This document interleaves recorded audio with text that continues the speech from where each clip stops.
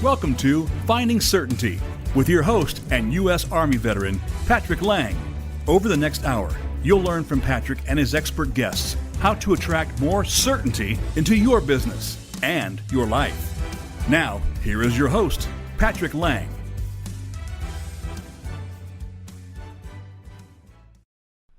Welcome to Finding Certainty. It's our favorite day of the week. I don't know about you, but I look forward to Wednesdays every week, both because it's hump day, we're halfway through, we're on the downward cycle, but especially because I get to be here on Finding Certainty with extraordinary guests discussing this topic that is so important about how to have more certainty in our lives and our businesses. Today we have Mr. Saeed Chowdhury, who is the founder and CEO of, make sure I got this right, Saeed. It's SRC Growth Partner. Is that correct? Yep, that's the one. Well, you're coming to the show from London, if I'm not mistaken. Are you? I know you're in the UK, but are you in London currently, or are you on the road? Yes, currently in London. One of the rare sunny days over here. Enjoying the sun, but not necessarily one of the warmer days. But yeah, very much so in London. Fantastic. I was in London not too long ago. I went and saw. I was in Italy for business, but I caught a quick Ryanair flight up and ate some fish and chips, went and saw the Lion King, walked around, saw some sights, and flew back the next day. So literally it was about a 24-hour turnaround, but I did get to be in London for the day, and it was actually a gorgeous day. It was beautiful. It was sunny and nice. So you don't get too many of those, I know that. Yeah, no, if you're going to be in London, you may as well enjoy what you can. And having fish and chips and Lion King sounds like a great day. And to get an additional bit of sun as well, it sounds like you made the most of your time here. Yeah, I did. I do that a lot. I'll go somewhere and I'll just pack it in. I'll go do a tour or go do something. I like those tours where you jump on a bus and they hit several of the highlights in the city, and 4 or 5 hours. And I think if you're not going to be there long, that's one of the best ways I've found to kind of get a glimpse, 10,000 foot view, right, of the city. And obviously, London, you could spend months there and not see it all. But anyway, so thanks for being here on the show. I mean, we had a great chat not too long ago about what you do, and I thought you'd be a good guest for Finding Certainty for a couple of reasons. And I always start my show out actually explaining why I've invited this specific guest.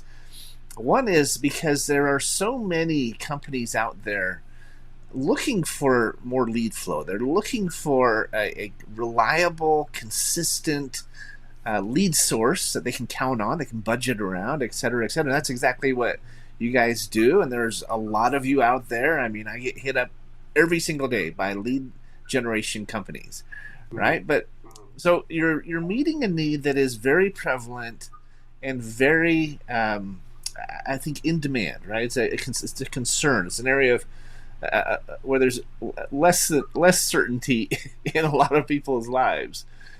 Yeah. And secondly, the way you're doing it is pretty unique. I think that in my experience, again, I get hit up by companies that offer lead services every day for our company, Certainty Management. But you're approaching it in a way that I think is a breath of fresh air. I think it can create more certainty for clients and at a little bit less of an investment, more sure investment, most certainly. So that's why you're here. I appreciate you taking the time to get on and share your insights both on the industry in general and your approach and what you're doing for your customers. I think it's really interesting. So appreciate you taking some time to be on the show here. Pleasure to be on here. I've been looking forward to it since we had our last conversation. I've got to say, I had a great conversation with you, and I thought it was great. We had a lot of alignment in how we looked at things as well. So I think it's a great opportunity to be able to share with you and your viewers out there some of the great some of the things that we do to bring certainty to business owners' lives. 100%. So as we talk about lead generation, before we get into what you do and how you do it, let's talk a little bit about who you are, right? Because so much of whether a program works and whether it's something you can rely on comes down to who's behind it. And you're the founder. You're the founder and CEO. I'm the, founder's role is a little bit unique because you started the whole thing, right? It was your baby, it was your brainchild, and we go through a lot of different steps and iterations and growth to get to where it starts to be productive, and then it hopefully grows into something great. As you look back on your career, you didn't start in this space. You started in a different area. Maybe you can tell us a little bit about your background and kind of what led to who is Saeed, and how did you get to where you are today? Maybe let's do a little bit of a stroll down memory lane if we can. Yeah, no, I'd love to, and I actually really love sharing a little bit of my background because it is a little bit more unorthodox in the direction that I went in. I actually started off my career leaving university, finishing university, and going into accounting.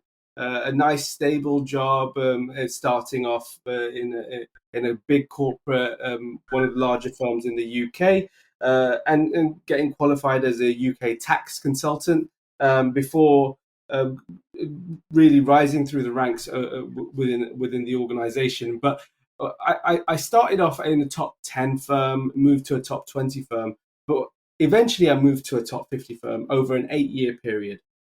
And when I moved to the top 50 firm, I went from a team of 80 to a team of 4, right? And I don't know about you, if you've ever moved jobs or moved careers or moved teams, and you've gone from a larger organization where there's a lot of people with a lot of opinions, and then you go into a much smaller department, and that's essentially what we went. I went into an international tax department that was very much in its infancy. It was very much within 6 months of its orchestration, and the plan was to grow it as quickly as possible. And so I'm there with two other partners and one other team member, and our job was, okay, how do we grow this department as quickly as possible without relying on the partners' network and their referral sources? And so we went out, and we tried lots of different avenues. We went down in the direction of we went to consultants, we went to agencies.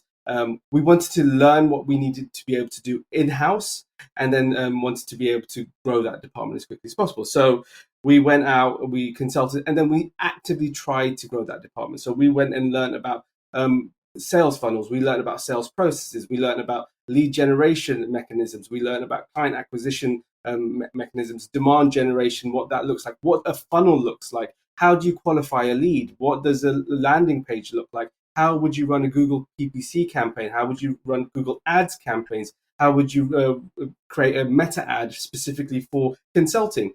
Things like that. And over an 8-month period, we grew that department quite extensively, adding about £500,000 in ARR over a 12-month period. And following that, I realized that 8-month stint I spent in the organization, what I found was that I gained so many skills.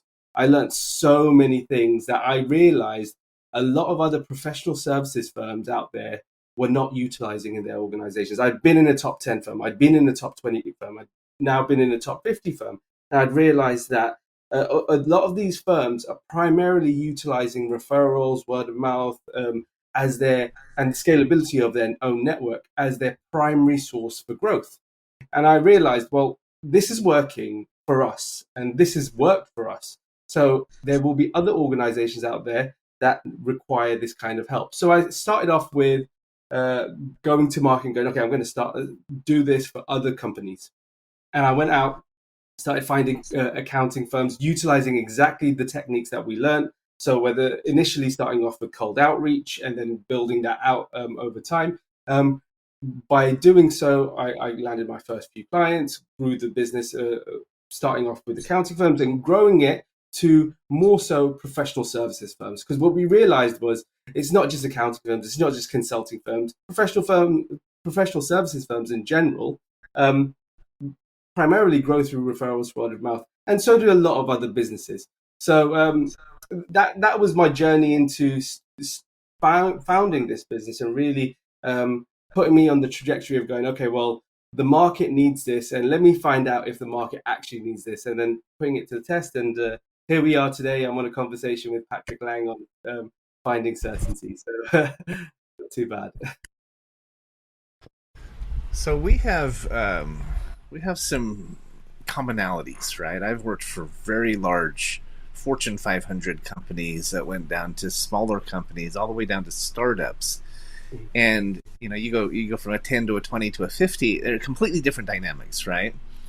In a very real sense, that international tax firm you were working with was like a startup, right? You were building it from the ground up, and there's a different, I think, even a different energy in a smaller, newer organization that is very, for me, it's very contagious, right? I really enjoy that. I've gravitated throughout my career to more of the startups, more of the privately owned companies and smaller companies, because I really like that dynamic, that energy, that camaraderie. And it's a big deal to go from hundreds of employees to 4, right? and you're wearing different hats, and you're learning different skills, and so forth and so on. So I find that very interesting. I'm sure that led to where you are today, owning your own business. You got a taste of that, and you enjoyed that. Is that a safe assumption? Exactly that, Patrick. As soon as I realized that I love to sink my teeth into something, right? And when you're in a smaller team, you are responsible. And I think growing up, I was always comfortable with responsibility, right? You give me more, I'll take more, I'll take the burden more, and I'll rise to the occasion. And what you found was, being at a larger corporate, that responsibility was almost taken away from you. You had senior management, you had directors, you had partners. Nothing was ever your fault. Nothing was ever really your responsibility. They tried to make something your responsibility, but it was never there. And then you go into a team where it's like, okay, well, there's direct KPIs for your performance. There are key indicators that you are successful in the actual role, or you're unsuccessful. And so 100%, as soon as I found that feeling of responsibility, accountability, and actually camaraderie within a smaller team, it was infectious, and it led me to the direction I ended up going. And it was like, I like this. I want to continue doing this. And yeah. I can relate to that. I was invited to write a chapter for a book called Mission Matters a couple of years ago, and it was a series. I think it was number 7 or 8 in their series, and the author, Adam Torres, he said, if you were to write one chapter on management and on how to create a successful organization, what would that chapter be on? And without even a hesitation, I said accountability. Yeah. Right. And that's what I ended up writing on. He eventually asked me to write the introduction to the book and be on the cover with him. But that's a topic. And then later, I don't know if you know this or if you're listening, but the first Wednesday of every month, I do a monologue where I speak the entire hour. I don't have a guest. I have guests every other week. But the first week, I decided to start doing a monologue. And I'm going through the alphabet, focusing on these principles, these characteristics of certainty. Well, the very first one I did was A is for accountability, right? Because it's interesting. Not only if you can understand that and help your coworkers, your employees, your partners understand that principle, so much more gets done. Obviously, you have so many less issues and disagreements and conflicts. But you also, I think, because you're growing in the process, you're really truly growing into yourself. I think people enjoy the process more, especially over time. They look back and they go, "Wow, look how much we grew!" And wow, that was a blast, right? We had so much fun building this thing collectively and accountably, right? With us each taking on our own roles and our own responsibility. So I'm a huge fan of accountability. I think it's a critical piece of finding certainty and creating certainty in our lives and success in our businesses. And I do have a question for you, though. I'm interested, if your parents were happy to see you leave being an accountant with some of the Oh, top firms in the country, or becoming an entrepreneur? great question, and I can tell you right now, they were not happy as well. I'm Asian background. All my parents knew were a steady 9 to 5 job. Go to university, get yourself a 9 to 5 job, get security. You've got your qualifications in this profession that is going to give you a steady income for the rest of your life. And Salary and I always benefits, right? exactly income and benefits. And look, my dad was always a little bit more entrepreneurial, but he had a lot of ups and downs in his career, right? In his time as being, he was in real estate, and there was booms and busts, and there were difficult times and great times as well. And so he was always open to it, but he never wanted me to jump in unless I was all in, right? And I used to always talk about it myself, like, oh, I want to start my own accounting firm. I want to do a real estate firm like you, or like that growing up. But I never took the plunge. I studied law at university. I told myself at university I would start a law firm. So I always knew in the back of my mind I wanted to start a business. But when you jump into a 9 to 5 and you get that security, right, it becomes uh, it's very quick, especially when you start getting promoted and making more money. It becomes very quick to subdue any dreams you had. Um, but that was It's almost like a ball and chain yes, in a sense, right? absolutely, Yeah, and absolutely. especially the limitations of comfort and reliability. Right? Yeah, I mean, it's exactly that. challenging. I've talked to many entrepreneurs, and one of my most listened to interviews of all time was a guy who he talked about the transition from employee to employer. He's a member of our team actually, and he had started his own consulting firm, Mm, and he'd been a salaried employee for 40 years and was finally becoming an entrepreneur. And it was a very popular mm, episode. If you look yeah, back in our archive, you can find it. yeah. Robert Mesh is his name, but yeah, so that's interesting. Yeah, no, I couldn't agree with you more, and that was always a challenge. But I remember my mum, once I told her that's the journey I was going to take, she was just like, "Are you sure? That this is a risk. You wouldn't do that." And when I did start the business, I did go, okay, well, I'll start it as a side hustle and grow it that way, and then work my 9 to 5, and then build it that way, and then eventually we got to a point where it was go all in. And she was more scared of it than I was, and that maybe because of her wisdom and under seeing what my dad went through, she was just like, she wants to save me from that pain. But Right, all I right. wanted to do was experience what needed to be done in my life. But it's a yearning, right? Once you found a feeling, it's hard to not want that feeling on a consistent basis, even if pain is involved, even if fear is Yeah, involved. yeah. Yeah.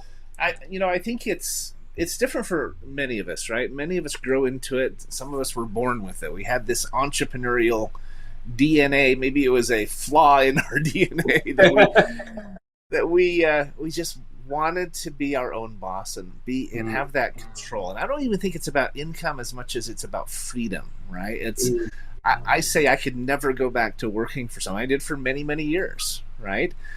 I finally started our company, Certainty Management, because I wanted to start the kind of company I had always wanted to work for and couldn't find. yeah. And so I went out and built it, right? But I had tried entrepreneurial things and projects and even some direct sales and other things over the years, many times as a side hustle, as a Mm, side gig, because you have to, right? You have to pay your bills while you're building something many mm, times. And yet it's different for every person. I'm sure you would agree that some mm, people they never imagine being an entrepreneur, and it just happens. They mm, kind of fall into it, and others they've longed for it their entire lives since they were yeah. very young.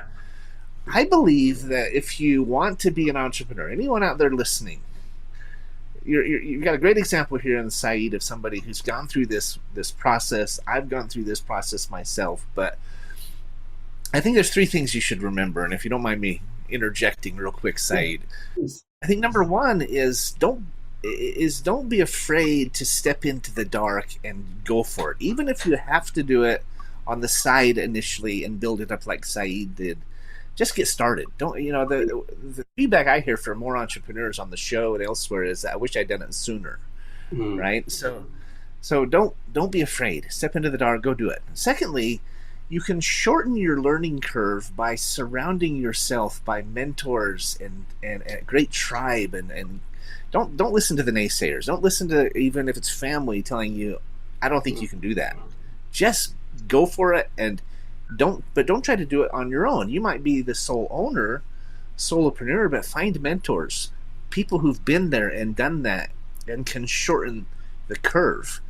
And then third, my advice would be to stay flexible, be willing to keep recreating and reinventing yourself as you go along. Don't be so, blinders on and so hyper focused on one path that you miss out on opportunities to get better, to improve, to maybe find a better path, right? We've reinvented ourselves multiple times, added product lines we later dropped because they weren't a good fit, different vendor relationships, et cetera, et cetera.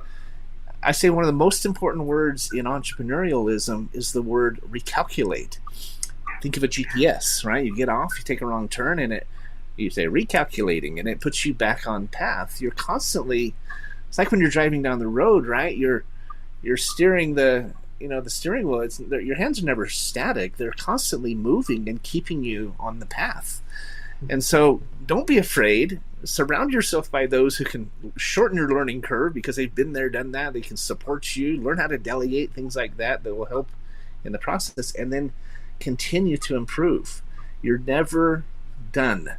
Take accountability and you'll get there. So, okay, I'm off my soapbox, Saeed. I loved it. And I couldn't agree with every single word you said there. I couldn't. My journey, and I've got a lot of entrepreneurial friends out there, business owners out there, and they will all agree to what you've said there. It's the fastest route to achieving what you want to achieve, for sure. Well, we're almost up against our break. We take a quick advertising break, but would you agree that once you get a taste of it and you start to see the success, you have the freedom, unlimited income potential, it is unlike anything else, right? No job can compare. I don't care if you're the CEO of a Fortune 500 company. I don't think it can compare to being your own boss and having that freedom, that unlimited income potential, et cetera, et cetera. Do you concur, or would you agree with me, or are you still trying to figure it out? No, absolutely. I couldn't agree with you more. And the way I look at it and the way I explain it to others is, have you ever started working out, right? Or you've been to the gym, and then you go into the gym, and the first few reps, first few days, first few weeks, a bit tougher, but over time you realize that you get it's tough, but then you see some results and you lose a bit of weight, you get on the scales, you see you've lost some weight, and then that positive reinforcement goes, okay, and that invites you to go again, and then to go again, and then you get the dopamine hit, and it's like that with business, right? And a lot of it is you're taking the punches, you're taking the difficult elements, but the prospect of unlimited income ability there, the freedom that is involved with it, and when you can figure out what client acquisition looks like and how you can build a repeatable system, the sky's the limit. And so, yeah, I couldn't agree more with what you've said there, Patrick. Yeah, it becomes addictive, in my opinion. Yeah. If you're going to be addicted to something, be addicted to improving yourself and your outcome and your opportunities, right? Because what's interesting, and I'll say this just before we go to break, it becomes not just addictive, but it becomes duplicative. It starts to create ripple effects. I used to say ripple effects, then I said this mushrooming effect where it's getting bigger. Lately, I've been saying it's a snowball effect because it's getting bigger as it rolls down the hill and picks up speed, and it takes on a life of its own. Where our company now, we're attracting people that I would have never imagined were on our team. I mean, experts, attorneys with 40 plus years of experience, and former hospital administrators. I know every hospital in the country, and you know, we've got a commercial real estate team that manages 3,000 commercial real estate agents, right? It's the snowball effect that takes place in your business and in your life. But you got to get it going. You got to start it rolling down the hill when even when it's just a little snowball, and you'll be amazed by the results. So we're visiting with Saeed Chowdhury. Am I saying your name right? Yeah, nailed it. Awesome. All right. Well, we're visiting with Saeed. He's the CEO and founder of SRC Growth Partner. When we come back from break, we're going to talk about his company a little bit about the industry and kind of what the issues are out there, and what's not working maybe. And then we're going to talk about how he's doing it differently and why it's working so well for him and his clients. We'll be right back. Don't go away. I'm Patrick Lang, and we're here on Finding Certainty.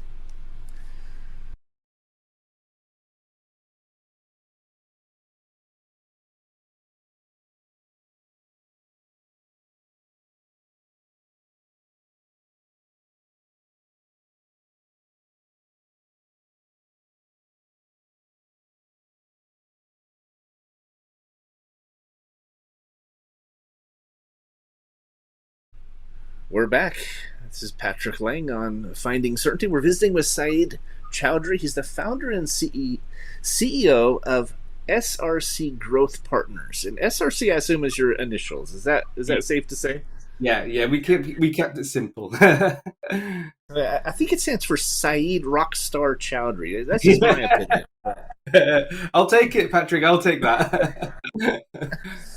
So like I was saying before the break, let's talk a little bit about the industry in general, because as I said, and most business owners will agree, they get approached by lead generation services every single day, and some are good and some are not, and some are better than others, some are completely fraudulent, right? And so let's talk about the industry in general. What is it that they're offering? What is it they're offering to do? Why is it needed? And maybe some of the issues that are in the industry. And then let's talk about how you're resolving them for your clients. It's a great question. And look, you said it earlier in the show, and I can tell you right now, lead generation looks very different nowadays than it did 5 years ago, right? And nowadays, I'm sure whoever's listening or watching today, yourself included, and myself, we're getting about 10, 15 new junk emails, spam emails every single day coming into our inbox saying we can do this, we can do that, whatever it might be, offering specific services, specifically lead generation. And a lot of the time, what we're finding is there's a lot of need for new leads from every business. Every business believes that getting new leads into their business is the way for them to grow, right? And so it's a very attractive offer, or it was at one stage a very attractive offer to be able to offer someone leads for their business to be able to grow their business. The problem became when the market became saturated, right? So you're getting more and more lead generation companies who are, many of them can be, you touched on the fact that fraudulent is a word. Many of them can be cowboys in the industry. Of course, there's some legitimate companies out there, and there's some really great companies out there. But the bad apples typically are ruining it for the rest of the market and the rest of the industry when it comes to lead generation. Right. And so often. Yeah, absolutely. And so what's happening is a lot of these these companies are working with organizations, other companies, and they're offering them leads, and it could be anything from performance, retainer based, or a percentage of new revenue generated from any leads coming in.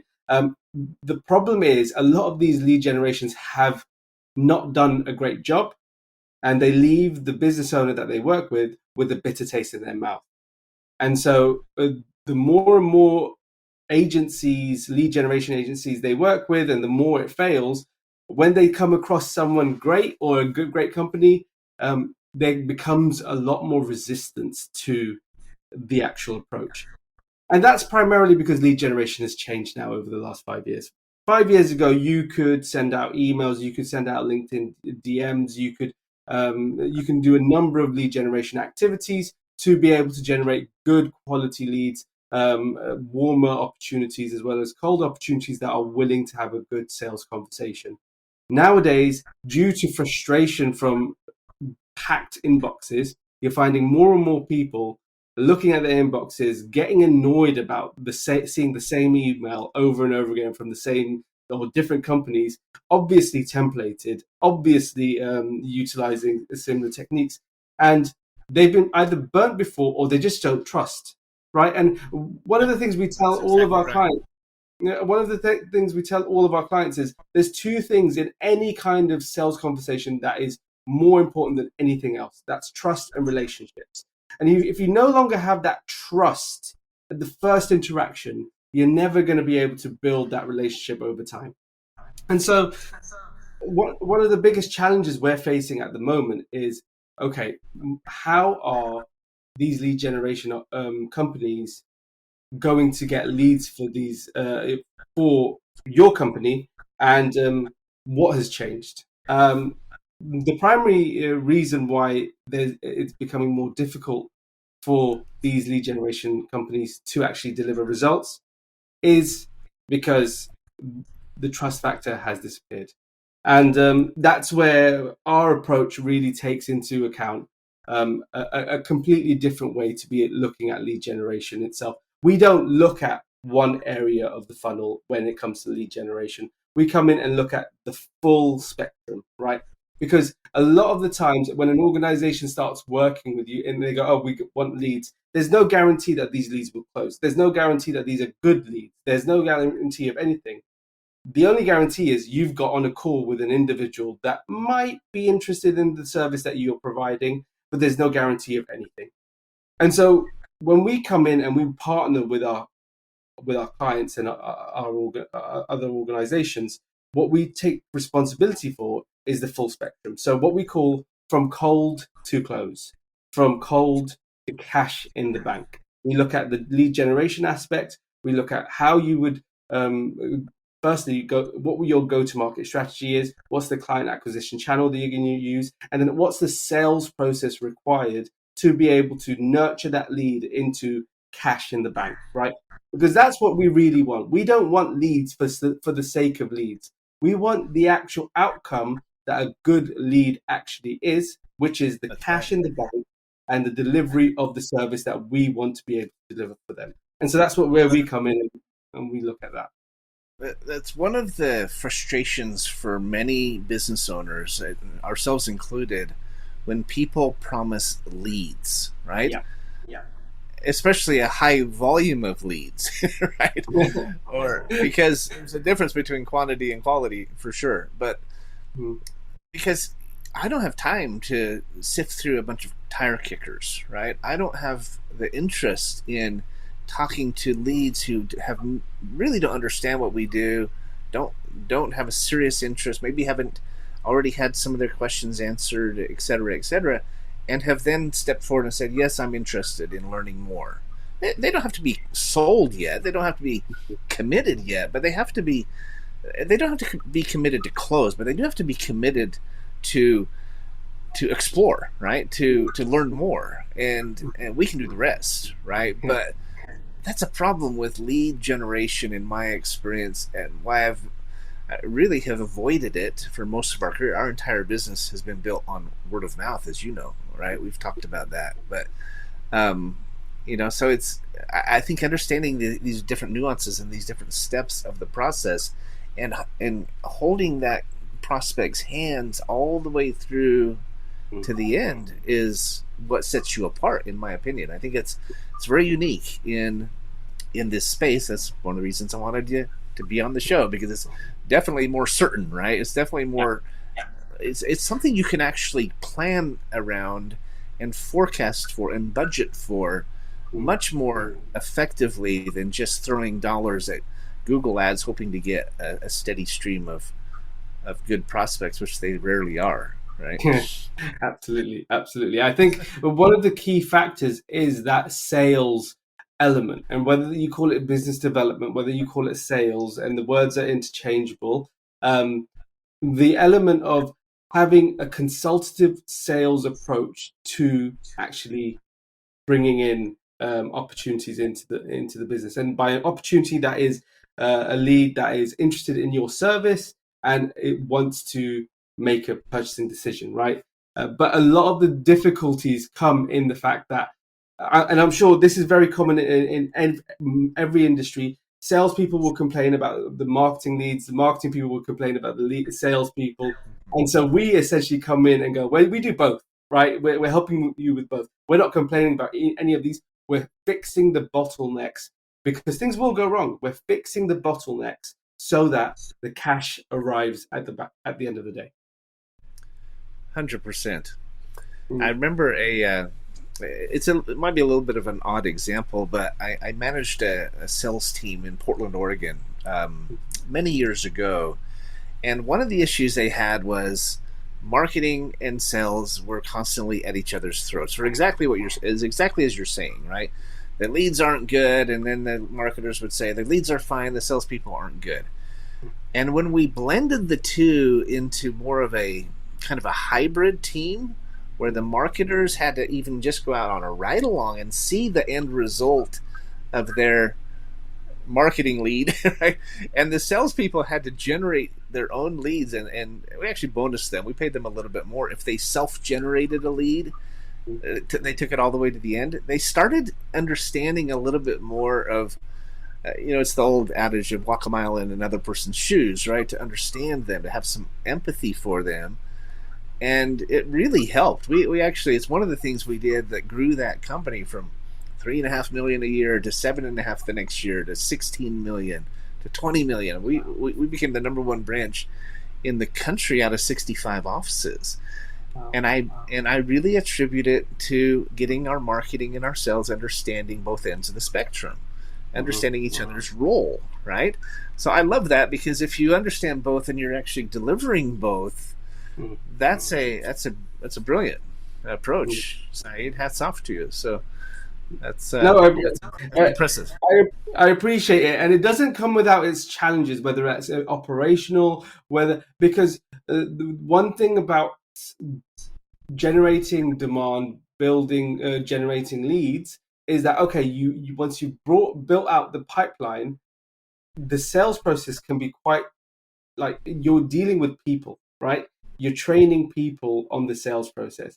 So that's the hand-holding part that really requires a little bit more care, more training, more hands-on approach. Because when you're dealing with colder markets, that is, it's not like a warmer lead, right? Or someone's been referred, they come in, they're 60, 70% of the way there. They're like, oh, someone I trust has told me about this. That trust element is already sorted. So if you can get that relationship sorted, then you can close that deal very quickly, right? When you're dealing with a colder approach, you have to be working on the trust element from minute one and building the relationship at the same time, and having a set process on the sales side, with scripts, with frameworks, with understanding of how B2B sales should be and will work.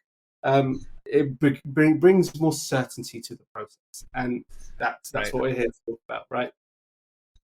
I think of you're familiar with this, I know, but anyone out there listening, there's this process called the trust ladder, right? Or the value. It's often called the value ladder, and oftentimes there's a free offer. Maybe it's a white paper, and then they see that it was actually really good. It was well written, and then they go to the next level. Or maybe it's just a starter product, and then it goes to the next level, the next level, the next level. You think of dentists do this perfectly, right? They have you come in and get a free X-rays and a free exam, and then they find there's a cavity, they fix that for you, and then you come back for a cleaning, and they start to build that relationship, and they're moving you through this value ladder. eventually you're getting them to do all new Da Vinci's and spending 50 grand with them, right? Or whatever. Yeah. But it's very much a part of this marketing approach, is taking customers through that value ladder. You do it much more quickly than a dentist does, but it's the same process, as I'm sure you would agree. So I do have a question for you. Do you have an example from your clientele where they were really struggling, you inserted them into this process and saw things change? Maybe you can share just one example that comes to mind that would illustrate what we're talking about. I love this question. I'll give you an example of a client we have. We have a number of clients throughout globally in Europe and in the US. I'll give you an example of a client in Europe, one of our larger clients. They're a management consulting firm that help with technical documentation, right? So all the when there's heavy machinery, when someone's running a crane, or when there's whatever it might be that's heavy duty, there's a manual that's involved with creating those, and the operator needs to know what that manual involves to be able to understand how to utilize and use those machines. So their offer was very specific, right? They work with a very niche section of an industry, helping these types of people. They had worked with one other organization previous to working with us, and they had tried to build out a lead generation process, including online selling via Teams. They're based out in Austria, and they were selling to organizations in the US, UK, really large organizations, very very much global organizations, but they were struggling with actually closing opportunities through a sales process and even generating those opportunities on a consistent basis.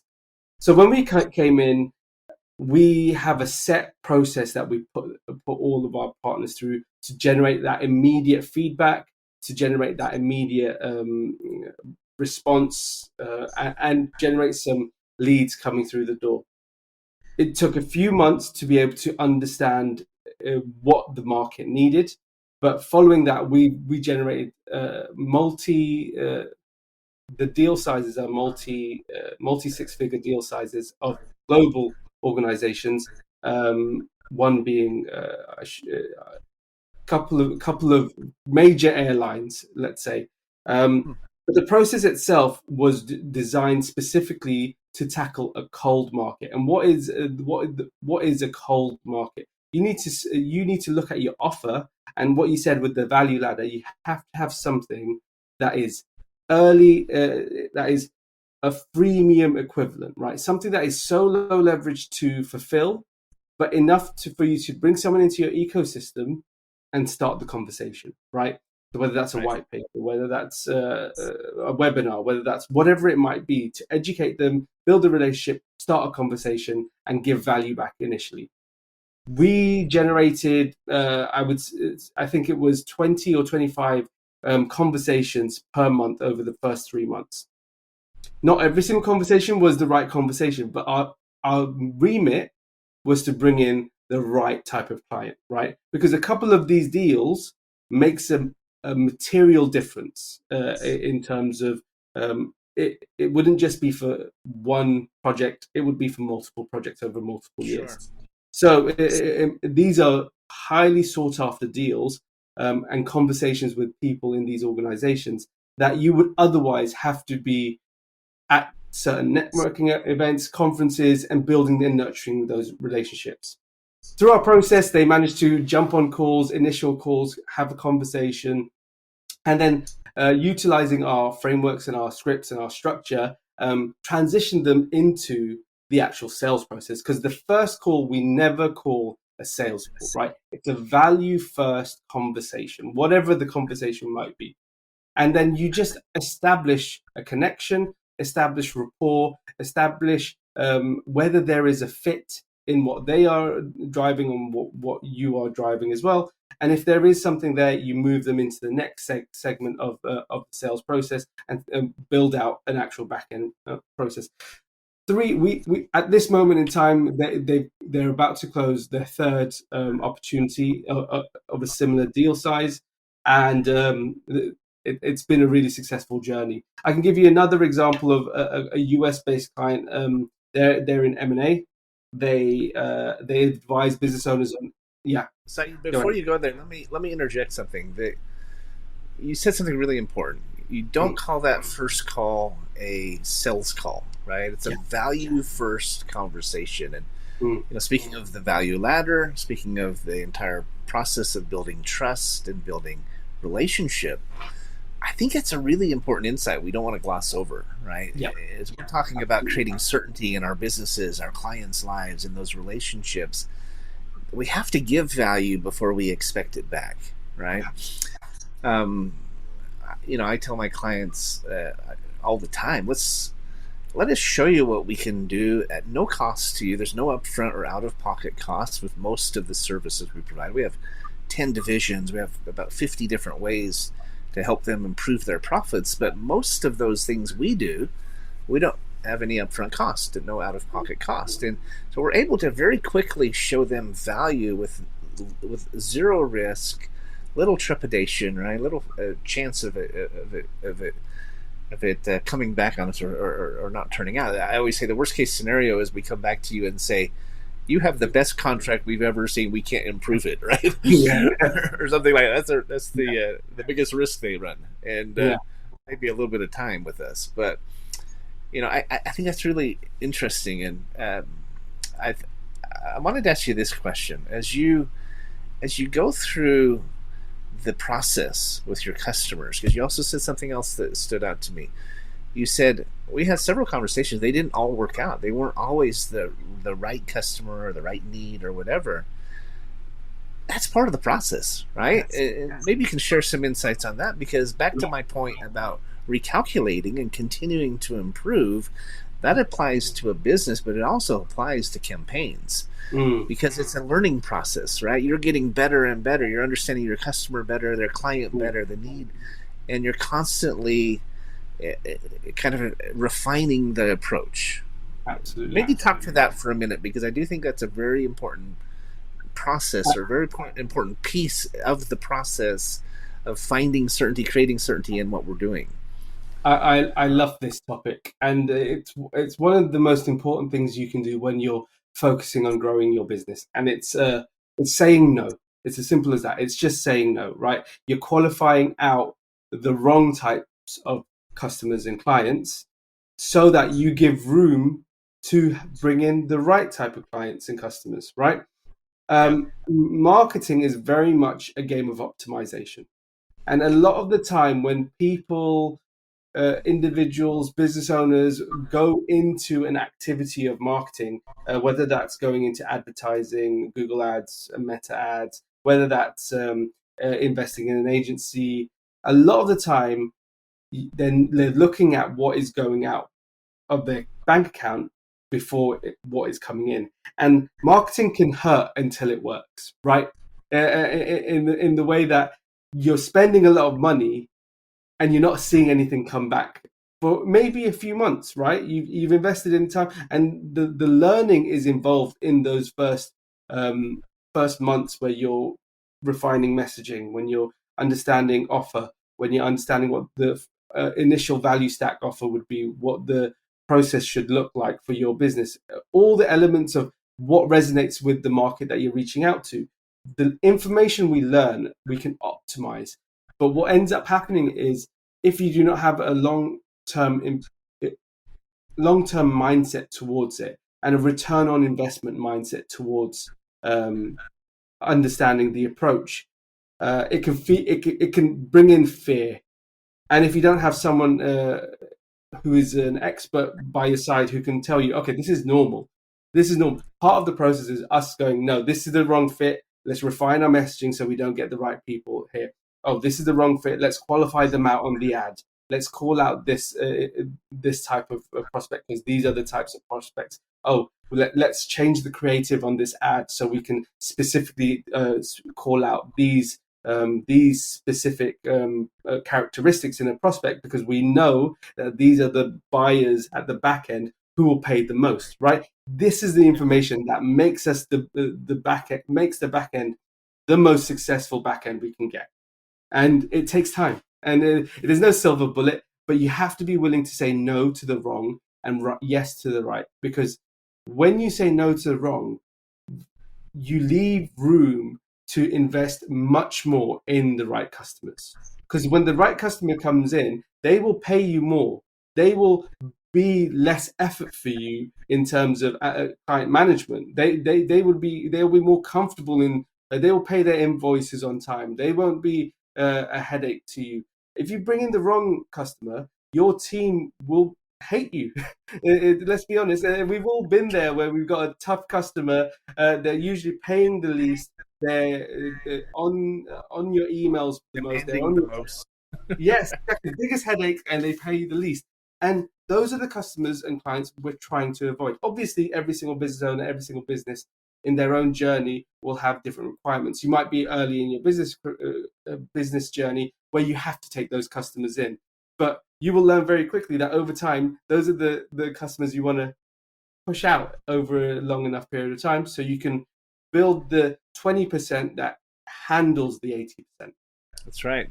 You said a very important word. We are quickly approaching the end of the show here. Unfortunately, it always goes so fast. I really enjoyed this conversation, Saeed, but you talked about optimization, right? It's a process of optimization. And really, that's what finding certainty is about. It's about optimizing our lives, optimizing our businesses, making it more optimal, right? I love that. We could go on and on. I think you shared some really important insights. How does someone get a hold of you if they'd like to learn more? Well, you could either. Thank you for that. I think it's been a really great conversation, and as you can tell, I can talk about this stuff for the next 5 days if you need me to. But we were restricted to the hour that we had, and I hope that you've gained some value today. In terms of reaching out to me, you can email me directly. It's Saidur@srcgrowthpartner.com. That's SAIDUR @srcgrowthpartner.com. Or you can reach out via our website. That's srcgrowthpartner.com. Or you could follow me on LinkedIn. Just Saeed Chowdhury. I should come up. SRC Growth Partner again. Any of those avenues, feel free to reach out in any way, shape, or form. You know, at the very beginning of the show, guys, I talked about the 3 ways to make it easier, to make it work, right? 1, just get started. 2, surround yourself with partners, mentors, and a tribe that can help you get there and help accelerate your learning curve. And his name is SRC Growth Partners. That is exactly what you need.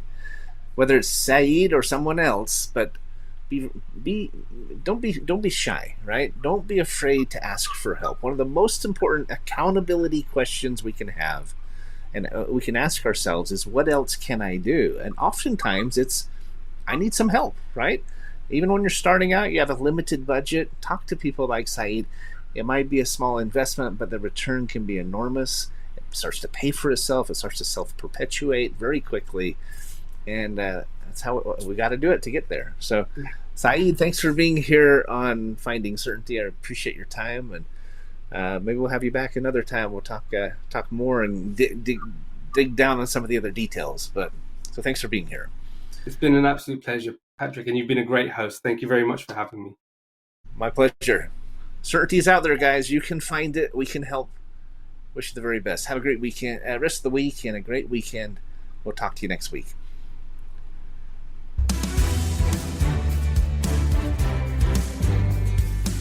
Thanks for tuning into today's episode of Finding Certainty. We hope you've gained some more insight into how to create more certainty in your own business or nonprofit. Join us next week for another taste of the Certainty Experience. Until then, we wish you greater certainty in all that you do.